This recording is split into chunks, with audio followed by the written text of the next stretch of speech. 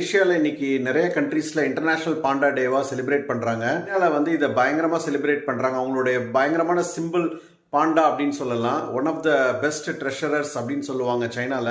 So இதோட origin பார்த்தீங்கன்னா first வந்து பிரெஞ்சோட வேர்டு பாண்டா தான் இங்கிலீஷ்ல வந்ததா சொல்லப்படுகிறது. அதுக்கு முன்னாடி பார்த்தீங்கன்னா 1800ல ஒரு இத்தனாலஜிஸ்ட், ஒரு இனவியாளர் ரைன் ஹாட்டன் ஹாட்சன், அவர் தான் பார்த்தீங்கன்னா நேபாள் வேர்டு நிகல்யா பாண்யா.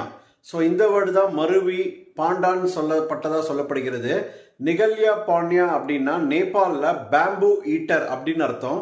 ஸோ அதுதான் காலப்போக்கில் பாண்டா அப்படின்னு வந்ததா சொல்லப்படுகிறது. ஸோ பாண்டால 2 வகை இருக்கு, red Panda, giant Panda. So இந்த 2 வகைகள் தான் இருக்குன்னு சொல்லுவாங்க.